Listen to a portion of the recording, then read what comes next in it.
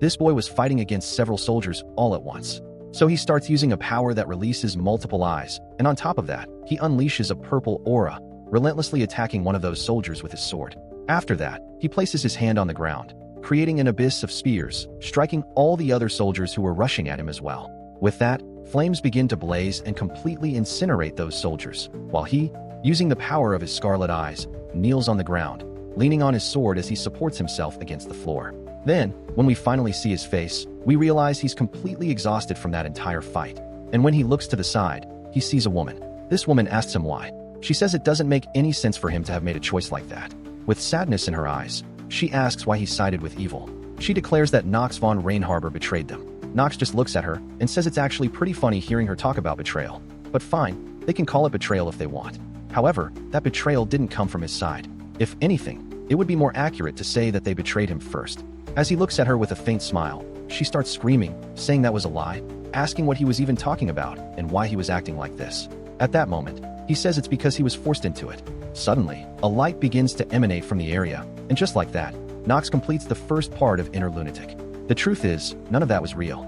It was all just a game played by our favorite protagonist. He comments that the ending was pretty interesting, and this time he managed to get several items. On top of that, he unlocked multiple achievements he had never gotten before. Then he looks at the calendar and says that it seems like next month he won't be able to play anymore. The truth is, 2 years ago, he was diagnosed with brain cancer. The doctor made it very clear that it was irreversible and gave him a limited time to live. He went to several hospitals, but every doctor told him the same thing. All they could do was prescribe pain medication for the time being. Unfortunately, there was no cure, only pain management. So we returned to the present moment, where he had just dropped his medication on the floor. It had already been 2 years since his diagnosis. He looks to the side and notices a pile of trash sitting there. But at that moment, he starts coughing up blood. He thinks to himself that he really is going to die soon. No matter where he goes, the answer will always be the same. So he picks up his phone and realizes there's no one he can call. And in the end, he believes that nobody cares about him and that he's going to die alone. Now, in that condition, he couldn't even leave the house to try and enjoy what little life he had left. So all he could do was stay trapped there.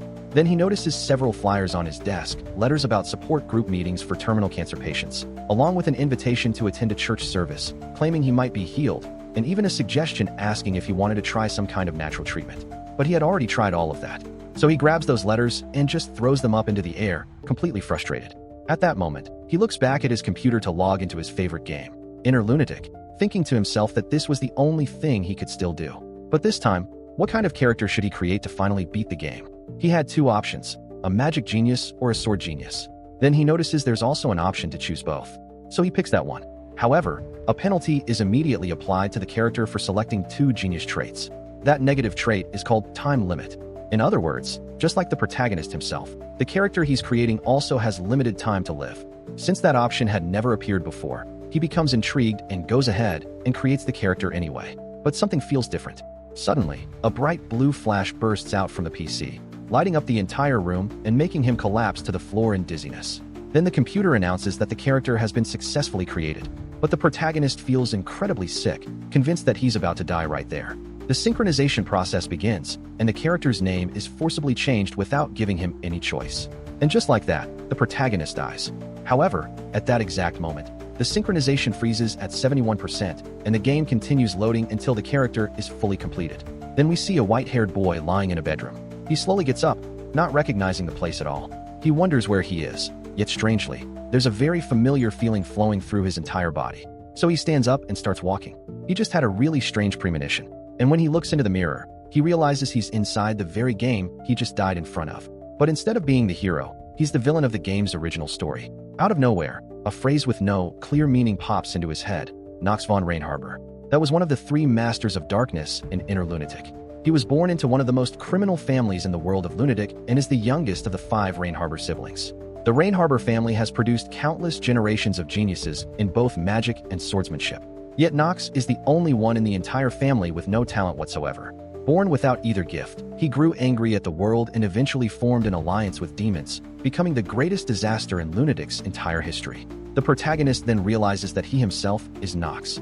That makes him question whether this is all just a dream. Then the game's basic information begins to appear in front of him. 14 years old. Magical element. Darkness. But he also notices that, according to the system, his energy is extremely low. And not only that, he has a negative title called Time Limit, Nox realizes he looks a lot like the person he used to be in his past life before entering the game. His body seems to be deteriorating, just like it was before he died, with death as the only possible outcome. Then the game system announces that he has an unread message. The system asks Yuchan whether he should now be called Nox. It continues speaking, saying it doesn't know whether Yuchan's parents are alive or dead. The only thing left behind was the name they gave him. But the strangest part is that Nox can barely remember the details of his life as a person. The system says he probably doesn't remember it anymore. Still, it has something to tell him. For quite some time now, the game explains, the last 2 years must have been very difficult for him, and he deserves, at the very least, to go to the place he loves so much and truly live there. Then the system welcomes him back to the game. That leaves Nox completely confused. In other words, he's no longer in his original world. That place is now his new reality. He can't believe it. That's impossible. On top of that, the game says that although there are many things about his identity that cannot yet be revealed, it wishes it could help him more. That only confuses Nox even further. What does it even mean by that? But the system tells him he should enroll in the Elden Academy. There, he can build up his strength and try to follow the main storyline as closely as possible. And as he continues down the path of the main villain of his favorite game, the entire truth will naturally begin to reveal itself. And just like that, the game says that's all, and it automatically shuts down, leaving Nox alone, unable to fully understand what just happened. Based on the information he has, he was born as the final boss of Inner Lunatic, but that's before he ever became truly powerful. So should he follow the game's main storyline? The most problematic part is that no matter how he looks at it, if the story continues exactly like the original, it only means he'll eventually die. However, even if Lunatic has truly become his new reality, that doesn't mean he's going to give up on recovering his memories. Because as time passes in this world, he keeps losing the original memories of his previous life. So the only way forward is to follow the main storyline, recover fragments of his lost memories, and figure out what he's even doing in this world. His only real chance is to survive here. And for the sake of that, he's willing to become a true villain, to become just like the original Nox von Rain Harbor from the story. When he stops to think about it, not much has really changed compared to his old life. 2 years ago, he lost his future and was terminally ill. Every passing moment meant one step closer to death. He wasted his life living in fear of when he would die. The only thing that changed was the setting. Now he's in a world he knows better than anyone else. So he asks the system what today's date is. The game responds, February 4th, 1812. That means Nox doesn't have much time. So how about starting the 20th attempt to beat the game? But this time, as the villain. At that moment, he goes to open a door, but just from trying to push it open, his tendon suddenly becomes inflamed. The door is heavy, and the system immediately notifies him that due to the effects of constant illness, he has acquired level 1 wrist inflammation.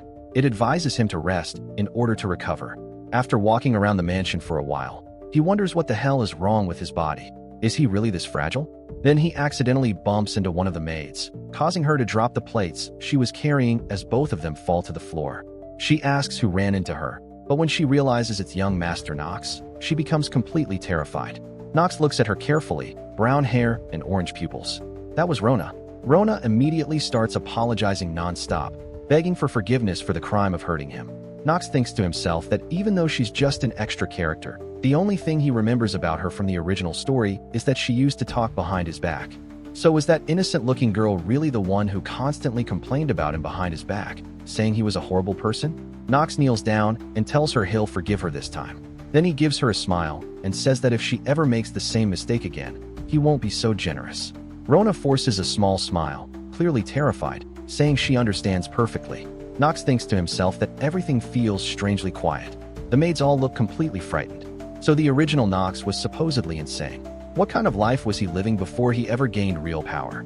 The maid then asks where he's heading so early in the morning. Nox replies that he's going to the training hall. That shocks the maids, since Nox is supposedly extremely frail. Nox smiles and says that Rona will be coming with him. That leaves her completely terrified, thinking he's probably going to beat her. As they walk toward the training hall, Nox thinks to himself that first, he needs to survive. After experiencing what it feels like to die, he's certain of one thing. He never wants to go through that again. He doesn't want to die a second time. And to survive, he needs to adapt to his new circumstances as quickly as possible.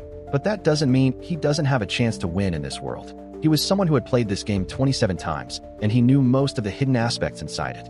So he opens his status window in Inner Lunatic, a story that pits angels against demons, along with the Empire, all under a massive conflict spreading across the world. The special thing about the game was the huge number of customization options, allowing different players to approach it with completely different playstyles. Lower-tier traits, like common or talented, could be assimilated multiple times. But in most cases, a genius trait could only be assimilated once. Using a genius trait makes it much easier to reach the top of that specific field. However, Nox possessed two of them: swordsmanship and magic. In this game, there's a concept called trait penalty. When you try to exceed your limits, the system analyzes your build and applies penalties accordingly. Still, by taking advantage of how the system calculates things, it's possible to assimilate two genius traits. In his case, he had sword combat genius, which grants extraordinary sword skills and allows the user to reach the peak of swordsmanship. And on the other hand, he had mana sensitivity genius, increasing magical sensitivity and allowing him to cast spells far more efficiently. Nox mutters that there are plenty of useful abilities here, like the main character's signature skills. One of them is discernment, which allows the user to see other characters' status windows. There's also Master of Acting, which lets him perform convincingly in any situation, whether to draw attention or manipulate someone into believing him. On top of that, he has Mentality of Steel.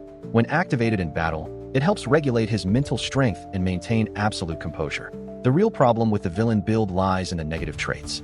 Of course, time limit is the worst of them. But besides that, he also has Curse of Weakness, Chronic Illness, Cold Susceptibility, and Possessiveness. For example, with Cold Susceptibility, unless the user has a heat-related resistance skill, it's nearly impossible to even step into a frozen area. And because of Chronic Illness, he would faint at least once in every chapter of the original game. So he really has no choice. He'll have to take things one step at a time, at least get used to this new power and this new weakness. The maid thinks to herself that they're almost at the training hall, and he really intends to train. Nox opens the door, thinking that the first thing he needs to deal with is the Curse of Weakness. He's been cursed with it since birth. His growth rate is cut in half, and he's twice as vulnerable to enemy debuffs. After training for a while, he comes to a brutal conclusion. No matter how hard he tries, he's screwed. It's like reading the very beginning of a doomed story. A simple wooden sword is enough to exhaust him. After just 10 swings, he collapses onto the ground in complete fatigue. This makes him realize that the Curse of Weakness truly makes everything far more complicated. But at least he has access to plenty of weapons in his family's arsenal. The reason for that lies in the origin of the Rainharbor family. The Rainharbors built their legacy through the sword. Among the many titles that describe them, the one that fits best is High-Class Blades of Darkness. They earned that title because of their ability to imbue black mana into their sword blades, cutting down their enemies with overwhelming force. All of it traces back to the Commander's Blade, also known as the Tyrannical Blade of Darkness. It has been passed down to every head of the family, generation after generation. Aside from swordsmanship, there are many advantages to being part of a noble family. And above all else, money. Nox was unbelievably rich. The Rainharbor family was one of the greatest noble houses within the story, one of the wealthiest in the entire world, to the point where even the useless youngest son of the family had more than enough money to never work a single day in his life. And honestly, Nox's father didn't care how his son spent that money, whether wisely or foolishly, because he didn't care about Nox at all. But Nox wasn't that kind of character. His personality made it very clear he simply didn't care about money. So Nox slowly stood up, waiting for Rona to bring what he had requested. And just like that, we rewind a few minutes. Rona had already prepared the wooden sword, along with a towel and water for the young master. But she couldn't believe that Nox was actually planning to train. Nox then asked if there was anyone nearby.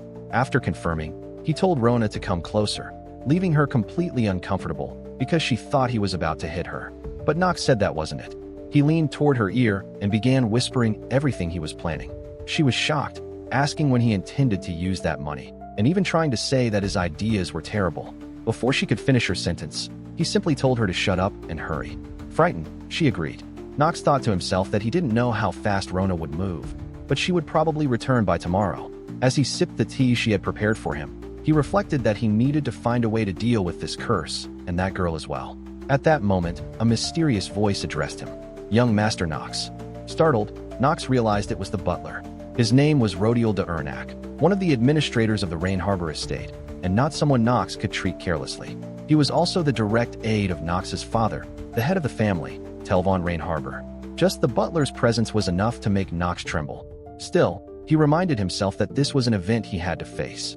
Normally, at this early stage of the game's story, the butler wouldn't care about him. So, had he noticed something strange? Fortunately, Nox had a way to handle situations like this. He activated his skill, Perjury.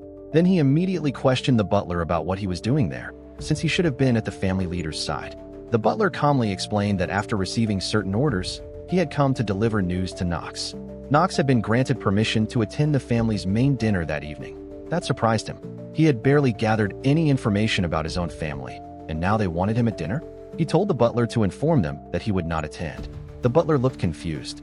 He himself wondered why the leader wanted the young master present. Then he added that the young lady of the Steeline family had come to visit. It seemed she was here for training. If Knox truly rejected the invitation, the family leader would surely be displeased. Knox sighed and said he understood. He fell silent for a few moments, deep in thought. The butler then commented that the young master seemed different today. Knox asked what he meant by that.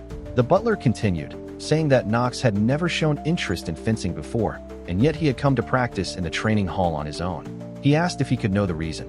Knox responded coldly. He made it clear that the butler should understand his position and not overstep his boundaries. He was merely his servant, while Knox was an official member of the family's leadership. What he chose to do, or not do, was none of the butler's concern. He would make his own decisions. The butler apologized and remained silent, observing him. Meanwhile, the butler wondered to himself if the boy had noticed something. Regardless, he would have to report the young master's behavior to the family leader. After the butler left, Knox thought to himself that the whole encounter had been chilling. He had never imagined such an event would happen. If he hadn't used his persuasion skill, how would things have turned out? But that wasn't important now. The young lady of the Steeline family. What was one of the main heroines of the story doing here already? Later, at the family dinner, his brothers muttered that the idiot had actually shown up, and apparently not just to eat. They asked if their brother held resentment toward the family. They were the twins, Hartz and Hallen. They admitted they never expected Knox to show his face there. It was unbelievable. He had even made eye contact with a maid. Truly hopeless. Knox simply stared at them without saying a word, thinking to himself that they wouldn't stop talking nonsense even when he remained silent. At that moment, Knox's father arrived, the leader of the Reinharber family, Tel von Reinharber. Accompanying her was Talia von Steiner, who politely said it was a pleasure to meet everyone. Knox's father explained that Miss Steiner had requested training with their knights, therefore she would be staying in Reinharber territory for a while. He then told his sons to welcome her properly. As Knox looked at her, he immediately recognized who she was. Talia, the heroine of Inner Lunatic. The very character who, in the original storyline, opposed the future villain Knox, which now meant him. If the plot followed its original course, she would one day drive a sword straight through his chest and defeat him. His father commented that it seemed Knox had also decided to show up for this gathering, which made the atmosphere slightly awkward. Talia stared at him, not quite understanding the situation. Since everyone was present, the family head suggested they move to the dining hall. During dinner, the twins exchanged looks while glancing at Knox. Eventually, one of them addressed their father, saying it was about time they decided who would be the next to enter the academy. The father agreed. It was time to make that decision. The most important institution in Inner Lunatic was the Elgin Academy. There, students faced all kinds of life and death situations, battling demons as part of the game's main objective, to stop the demonic invasion of the world. Knox immediately understood. He had to enter the academy. He needed to gather his own allies, while still preserving most of the original plot structure. His father reminded them that the academy only allowed 3 individuals per noble family, precisely to limit aristocratic influence. The first 2 slots had already been given to the eldest and second sons. That meant only one admission ticket remained for the Reinharber family. Before building allies, Knox needed that ticket. The problem was, he didn't even remember how the original Knox had entered the academy. His father then declared that he would follow family tradition to decide the matter. Knox immediately asked if that meant he was suggesting a fight between the brothers. His father looked surprised. He hadn't expected Knox to react first and to understand so quickly. But yes, that was exactly it. In 1 month, they would decide the final admission through a duel in the training hall. The twins mocked him, saying he should stay quiet to avoid embarrassing himself. He was too weak to even properly wield a sword. How could he possibly stand a chance against them? Knox calmly sipped his wine and replied that they could say that after winning. Until then, they should remain silent. The brothers, irritated, asked if he truly believed he could defeat them. Knox ignored their taunts. This duel was just another unavoidable event. He needed to overcome it to secure the academy ticket, but he wasn't obligated to tolerate endless insults. So he stated directly that he would be the one entering Elgin Academy. His father was visibly surprised by the confidence in his son's voice. The twins were furious. Talia, on the other hand, smiled faintly and commented that the young master seemed quite confident. When Knox met her gaze, however, he was trembling inside. He had drawn the attention of the one person he absolutely shouldn't have, at least not yet. After dinner, the family head spoke privately with the butler. He mentioned that something about Knox felt different. The butler agreed. If he hadn't witnessed Knox's reaction himself, even he wouldn't have believed his son capable of that kind of confidence. What had caused this change? For a fleeting moment, The leader even considered the possibility that Nox had been possessed by a demon. Regardless, the shift had caught his attention. He ordered the butler to keep a close eye on Nox.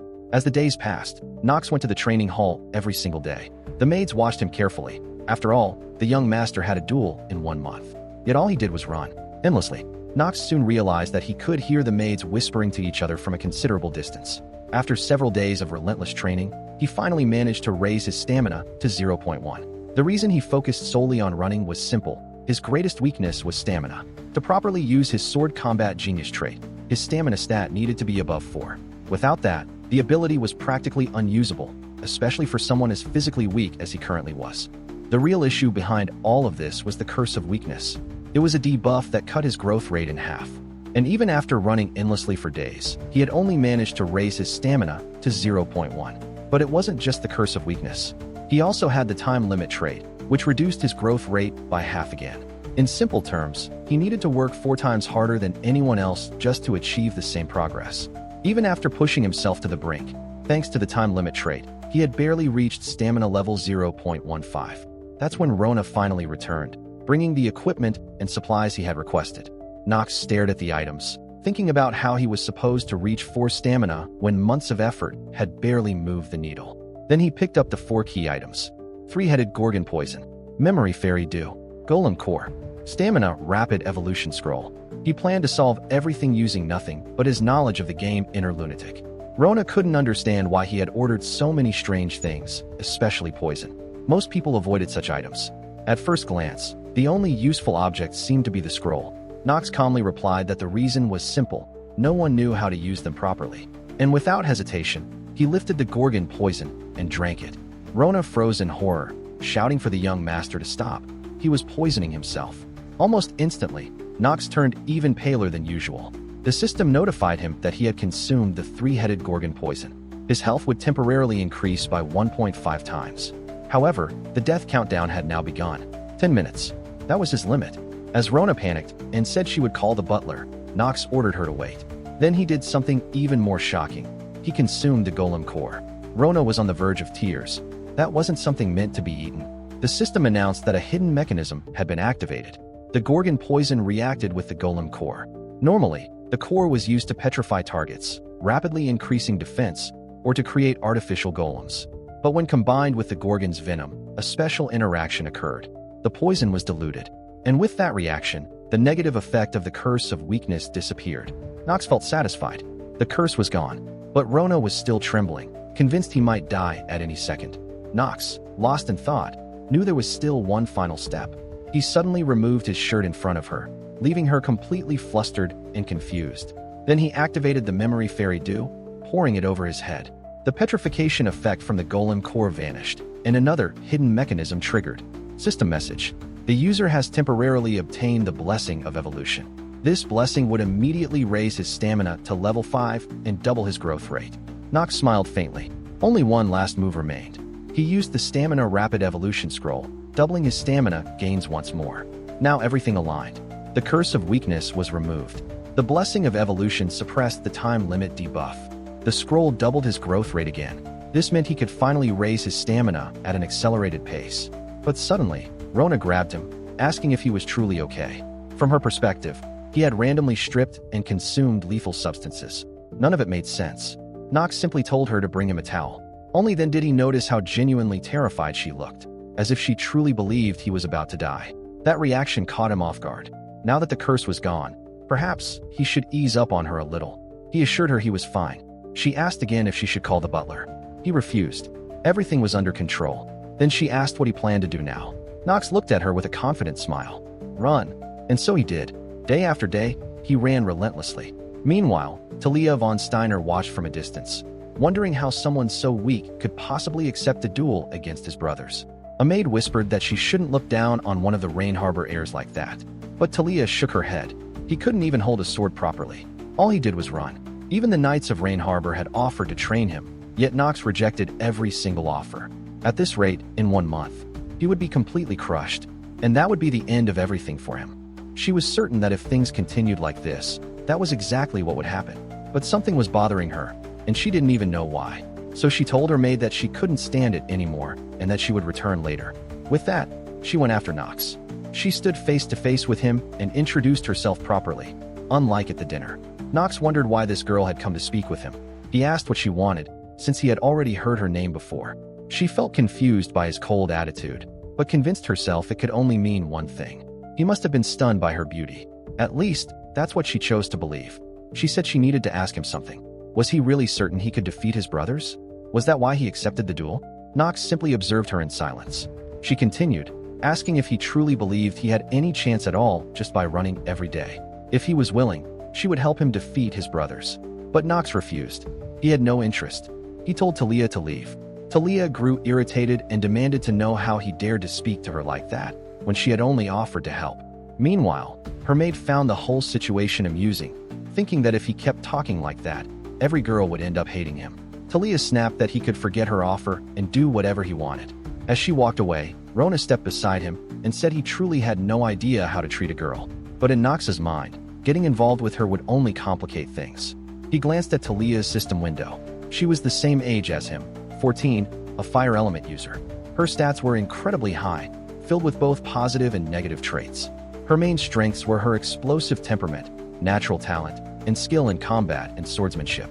Her weaknesses were an inferiority complex, immaturity, and at the same time, a superiority complex. Altogether, her stamina was level 6. Most adult men only had level 4. She was overwhelmingly strong. And even if she wasn't yet comparable to the 3 greatest sword masters on the continent or one of the 4 archmages, at the very least she had the potential to reach their level if she trained seriously. When she grew older, she would undoubtedly be capable of killing demons with her fire attribute. Eventually, her flames could evolve into white flames, one of her signature techniques. The same white flames she would one day use to burn Nox in his demonic form. If he managed to turn Talia into an ally, the future would change drastically, which meant he needed to find a way to follow the original storyline, while still avoiding his own death. In other words, he couldn't get close to her right now. First, he needed to stay on good terms with the person who would later try to kill him. And just like that, a month passed. Talia wandered through the mansion, unable to understand why that boy had rejected her help. All the cadets praised her, saying she learned incredibly fast, just as expected from the talent of the Star Reiner family. Her family's talent was absurd, and yet, Talia held a certain prejudice toward her own household, remembering how her sister had treated her terribly. That made her question whether she could truly become a knight.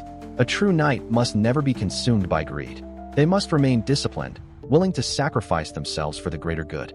Above all, they must master the ways of the sword to become worthy of the title. She thought of Nox again.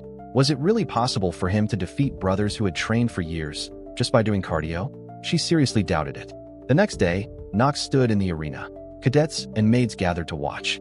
From the top of the castle, his father, Talia, the butler, and a mysterious woman observed. That woman was Theo's first wife, Felicia. The family leader asked the butler what result he expected from the duel. Before the butler could answer, the judge called for everyone's attention. The official duel to decide who would earn the right to enter the Elgin Academy would begin at that very moment. Nox's brother immediately charged at him. Back above, the leader once again asked the butler for his thoughts. The butler replied that, based on young Master Alan's previous performances, he was certain Alan would defeat Nox. The leader said he had thought the same, but the butler couldn't help wondering if the leader was expecting a different outcome. It was true that young Master Nox had changed. Still, he didn't believe Nox had any real chance of winning. That would be outrageous. Impossible. The butler remembered how he once walked the path of a knight alongside the patriarch. The art of the sword could be beautiful at times, but at its core, it was simple. A swordsman's level was always determined by time spent training, the quality of that training, and the value placed upon their craft. There was only one way to overturn such a gap, to become a wall so overwhelming that the opponent could do nothing but kneel before you. For Nox, that wall seemed insurmountable. Yet the butler felt uneasy. Could Nox have been born with hidden talent? Lost in thought, he heard the leader say that even so, the possibility of Nox winning was not zero. After all, Nox was still a Rain Harbor. It wasn't impossible for a child of that bloodline to be born with the talent of a sword emperor. Unfortunately, Nox's genius of sword and combat trait remained inactive. He couldn't help but think how unlucky that was, especially since his luck stat was quite high. In the end, he had failed to reach stamina level 4. He stopped at 3.8. We briefly returned to his training. Rona had asked if she really needed to keep running alongside him every day. Nox told her it wouldn't be fun without her, and who would take care of him if he collapsed mid-training. After wiping off the sweat, he said he had one more task for her. He told her he trusted her completely. Judging by her expression, he asked if she had just been insulting him in her mind. She tried to deny it, but ended up biting her tongue. Rona's stamina was 4.5, stronger than that of an average adult man. Even a maid of the Rain Harbor family was naturally stronger than most people. She had been born with that strength. Meanwhile, he had nearly killed himself just to approach level 4 in under a month. Rona reminded him that the duel was the next day and that he should rest. Nox thought to himself that the moment was finally here. Time had passed far too quickly. And just like that, we returned to the present.